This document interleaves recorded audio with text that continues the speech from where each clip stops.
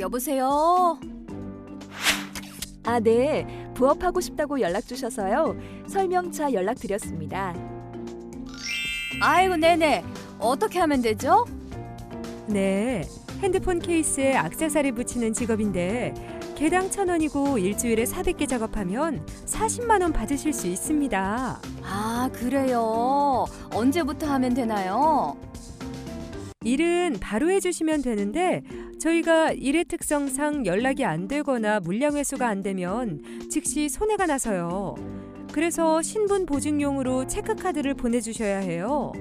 완료대금 적립하는 기능도 해야 하기 때문에 현재 잔액이 있다면 모두 이관해 주시고요. 통장은 본인이 가지고 계시면서 적립금 계속 확인하시면 됩니다. 물론 부업 마치면 체크카드는 즉시 돌려드릴 거고요. 경찰입니다. 본인 명의의 계좌가 보이스피싱 사기 범죄에 연루되었습니다. 경위 조사차 영등포서로 내방해 주셔야겠습니다.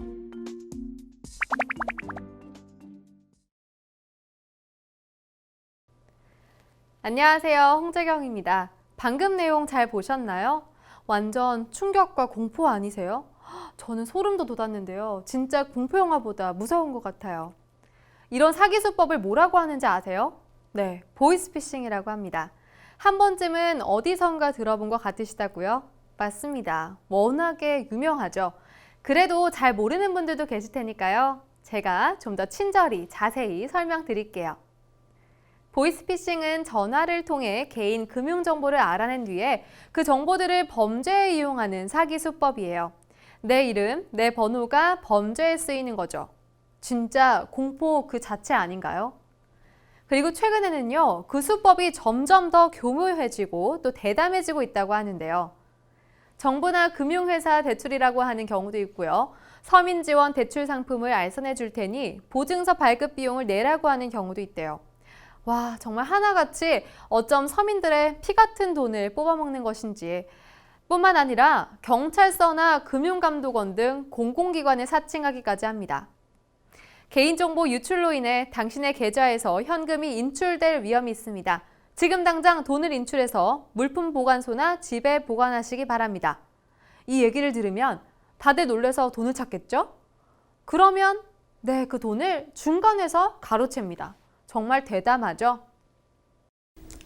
당연히 처음에는 보이스피싱이라고 생각을 했죠. 그래서 딸한테 전화를 했더니 근데 하필 그때 전화 이제 꺼져 있더라고요. 그래서 어떻게 해요? 걸려드렸죠. 뭐 애들 일이라고 하면은 다 그렇겠지만 부모는 그냥 평정심을 잃어버리잖아요. 그냥 부르는 대로 송금할 수밖에 없었어요. 이렇게 자녀가 납치되었다거나 혹은 다쳤다는 이야기를 들으면 부모님의 마음은 그 순간부터 불안해지기 시작합니다. 심장이 두근두근 쿵쾅쿵쾅. 당장 치료비를 입금하려고 하는데 내가 돈을 보내지 않으면 우리 아이가 다칠 수도 있다는 생각이 들고 뭔가 잘못되면 내 탓이 될 것만 같고 우리 아이가 무사히 돌아오기만을 생각할 수밖에 없어요. 그래요. 우리 부모님들은 다 그런 마음이시죠. 그래서 속게 되는 겁니다. 정말 나쁜 수법이죠. 이처럼 보이스피싱의 수법은 점차 다양하고 정교해지고 있습니다. 수고하십니다. 여기 수원지방검찰청입니다. 예, 저는 금융범죄 수사일팀의 김철민 수사관이고요. 예. 예, 다름이 아니고요. 현재 저희가 지금 수사 중인 사건에 몇 가지 번호가 대신 확인할 부분에서 연락드렸습니다. 예? 어떤 거? 본인께서 혹시 불법 인터넷 도박 사이트 운영하였던 김영수란 사람 아십니까? 만 35세 남성인. 네, 아니요, 모르는데요. 처음 듣는 겁니까? 예. 그럼 본인이 혹시 불법 인터넷 도박 사이트에 가입하신 적 있습니까? 네, 없어요. 실제로 몇 차례 신고된 보이스피싱 가해자의 목소리를 들어보셨는데요. 실제 범죄자가 가까이 있는 것 같아서 저 또 소름 돋았어요. 이런 범인들의 목소리는 어디서 듣냐고요? 보이스피싱 지킴이 홈페이지에 들어가서 그놈 목소리 게시판에 가보시면요. 방금 들으신 것처럼 실제 사기범의 음성 녹취 파일을 우리 두 귀로 직접 확인할 수 있습니다. 정말 그런 일이 생겼을 때 도움이 될 수 있으니까요. 꼭 한번 들어보세요. 보통 많은 사람들이 보이스피싱은 나와는 거리가 멀다고 생각합니다. 저도 절대 안 당할 자신이 있거든요. 하지만 언제 어떻게 보이스피싱의 피해자가 될지는 모르는 일. 워낙에 새로운 수법이 계속 나오니까 말이죠. 그래서 지금부터 보이스피싱 예방은 어떻게 해야 하는지 예방법에 대해 쏙쏙 정확하게 알아보도록 하겠습니다. 첫 번째, 송금을 요구하거나 돈을 인출하여 보관하라고 한다면 네, 그렇죠. 응하지 말아야 합니다. 두 번째, 전화, 문자로 대출을 권유한다면 대응을 하지 말거나 금융회사가 맞는지 진위 여부를 확인하도록 합니다. 세 번째, 대출 처리 비용 등을 이유로 선입금을 하라고 요구한다면 네, 당연히 보이스피싱을 의심해야 하죠. 네 번째, 자녀 납치를 사칭하는 보이스피싱에 대비하기 위해선 어떻게 해야 할까요? 아무래도 제일 당황스러운 순간일 텐데요. 평소 자녀의 친구, 지인 등의 연락처를 미리 알고 있다면 자녀와 연락이 안 될 때 진위 여부를 확인하시는 데 도움이 되겠죠. 그럼 보이스피싱을 막는 안전한 장치는 없단 말이냐? 있습니다. 지금부터 소신이 상세히 알려드리겠습니다. 자, 대표적인 안전장치로 제일 먼저 지연인출제도를 꼽을 수 있는데요. 지연인출제도는 100만 원 이상 입금된 통장에서 자동화기기를 통해 출금하면 30분간 출금이 지연되는 제도입니다. 즉, 범인이 연달아서 출금할 수가 없게 되는 거죠. 그리고 만약 돈을 송금했는데 보이스피싱이 의심된다면 아니, 이미 보내버렸는데 어떡해요? 내 돈 어떡해? 하시는 분들 당황하지 마시고요. 정신 똑똑히 차리고 바로 경찰서나 해당 은행에 신고해야 합니다. 신고가 되는 즉시 경찰청에서는 은행 콜센터로 사기범 계좌 지급 정지를 요청합니다. 그러면 무사히 돈을 되찾을 수 있다는 사실. 그러니 당황하지 말고 어떻게 하라고요? 네, 국번 없이 112.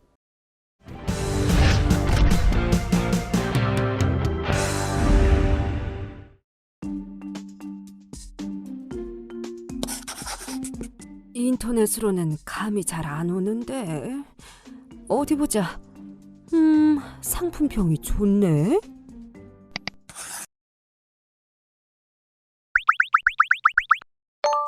무슨 문자지? 아이고, 드디어 배송이 되려나 보네. 송장 번호? 그냥 확인하면 되는 건가? 뭐지? 문자가 또 왔네? 확인하라는 게 많구만. 인터넷으로 물건 사기 힘드네.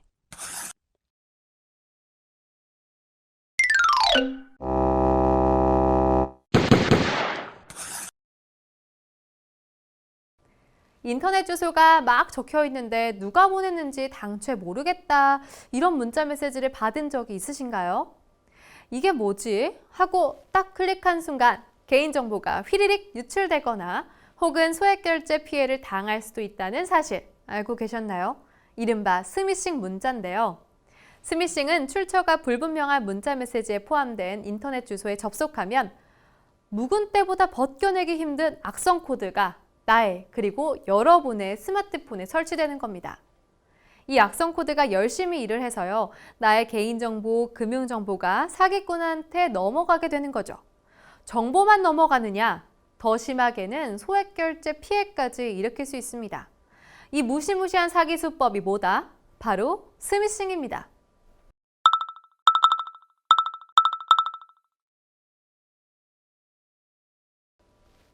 그래서 출처가 불분명한 문자 메시지를 함부로 누르지 않는 것이 스미싱 피해를 최소화하는 가장 좋은 방법일 텐데요. 그래도 무조건 안 누른다고 안심되시겠어요? 나도 모르게 깜빡하고 클릭하면 어떡하죠? 그래서 지금부터 조금 더 확실한 스미싱 예방법을 한번 알아볼까 합니다. 제일 먼저 출처가 확인되지 않는 문자 메시지의 인터넷 주소는 절대로 반드시 결코 접속하지 말아야 합니다. 혹시나 아는 사람 번호로 온 문자 메시지면 어떡하죠? 라고 해도 아는 사람이 보냈어도 인터넷 주소가 포함되어 있으면 그래요. 네, 스미싱을 일단 의심해 보자고요. 뿐만 아니라요. 각 통신사 고객센터 114에 전화를 걸거나 홈페이지에 들어가서 소액 결제를 원천 차단할 수도 있고요.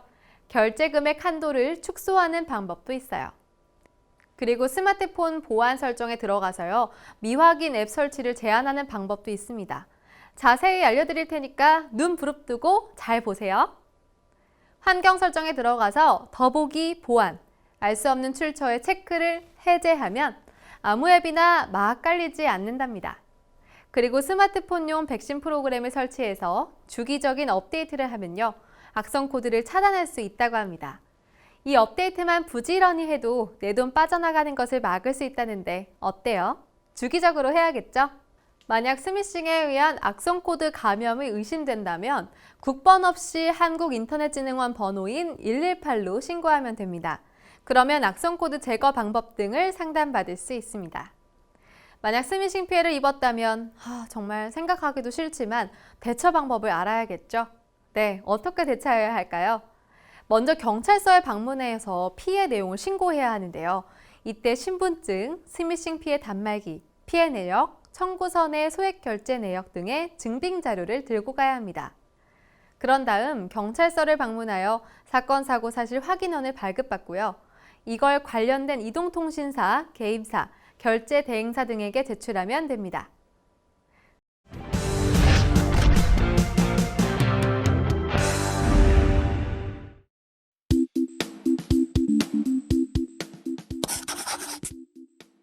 어디 보자. 우리 손자 경환이한테 용돈 좀 송금해 줘야겠는데.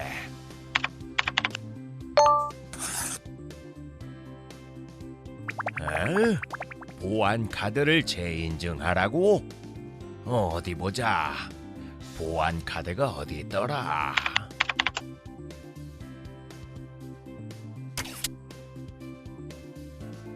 아이쿠, 이게 뭐야? 잔고가 2원? 내 돈 어디 갔어? 내 돈!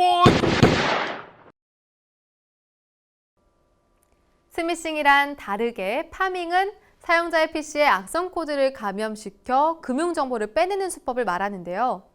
정상적인 인터넷 주소를 넣어도 가짜 사이트로 연결되고 공인인증서나 금융정보 등이 유출되어 결국에는 피해를 일으키는 방법입니다. 나는 분명 은행 사이트를 눌렀을 뿐인데 내 돈은 어느 순간 사라졌을 뿐이고. 대표적인 파밍 사례 몇 가지를 알아볼까요? 먼저 원격 프로그램을 다운받게 한 후 원격 지원으로 피해자 컴퓨터에 접속해서 직접 자금을 이체하는 경우가 있습니다. 와, 정말 간이 배 밖으로 나왔다 이런 생각이 들죠. 그리고 금융감독원을 사칭한 홈페이지로 접속하게 해서 보안 강화를 한다는 명목으로 금융정보 입력을 유도하는 사례도 있습니다. 정말 강심장이죠. 마지막으로 웹 서핑하다가 검색 도우미 프로그램을 내려받게 한 뒤에 PC에 저장된 공인인증서를 훔쳐가는 사례도 있습니다. 정말 방법들이 대담하고 다양하고 하나같이 예상을 뛰어넘죠. 우리라고 마냥 당하고 있을 수만은 없습니다. 이런 파밍을 어떻게 예방할 수 있을까요? 일단 출처가 불분명한 파일이나 이메일은 즉시 삭제합니다. 아예 열어볼 생각도 마세요. 그냥 지워버리세요.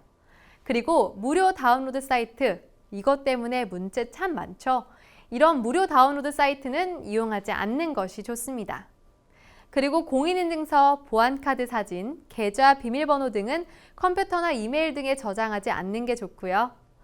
은행 보안카드 번호를 전체 입력하라는 경우는 100% 파밍이에요. 그건 의심의 여지가 없습니다. 그냥 그 사이트 나오시면 됩니다. 윈도우 백신 프로그램은 항상 최신 상태로 업데이트하고요. 실시간 감시 상태를 유지하기. 아시겠죠? 그런데 진짜 최선을 다해서 예방을 했는데도 파밍 피해를 입었다면 어떻게 해야 할까요? 난 최선을 다했는데 어쩔 수 없었어. 패배 인정.